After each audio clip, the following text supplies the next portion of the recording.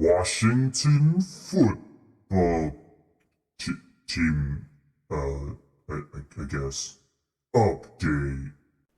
So you guys just got that nice, pleasant update from Rob about the Ravens. I myself enjoy the Ravens, but as y'all know, I'm not on this podcast because I'm a Ravens fan. I'm on this podcast because I'm a Washington football team fan. And this past week, I should have been happy. I should have been happy with a 1-1 start when easily we could have and should have started 0-2. Here's the thing. The game was annoying for both sides. Giants fans were upset because of all of these bad, penalties that were kind of being thrown their way, but we were getting the same thing over in Washington.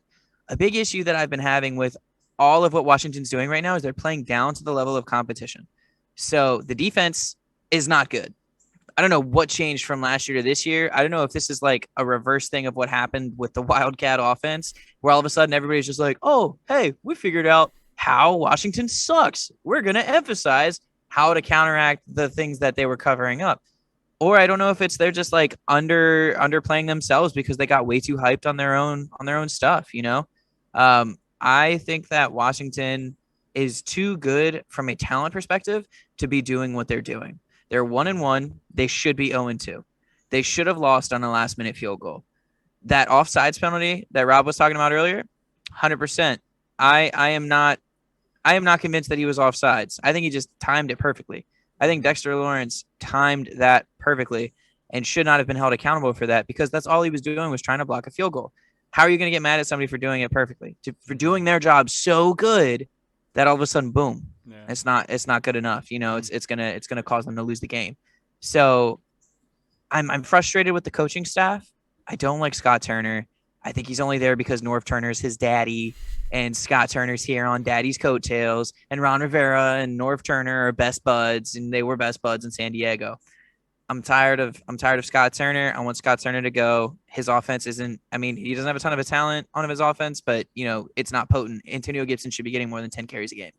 You know what I mean? Like J.D. McKissick shouldn't be out there catching 50-yard passes. I'm grateful that he can, but he shouldn't be catching 50-yard passes. Antonio Gibson should be the fuel of that entire offense.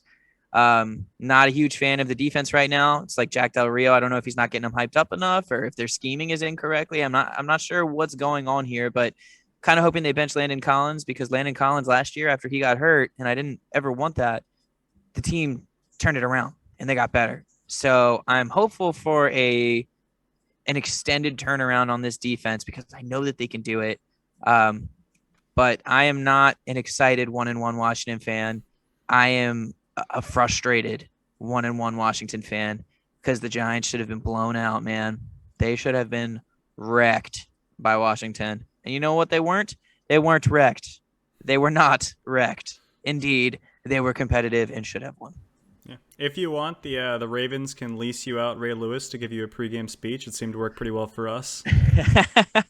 Yeah, and honestly, when I was watching that last night, Mm-hmm. even some of the Chiefs players were getting hyped up watching them. Yeah. They went over to Chris Jones, and Chris Jones was like, "Oh yeah, like I love seeing that." It was great. We'll lease him out and help your defense out. Oh God, we need it.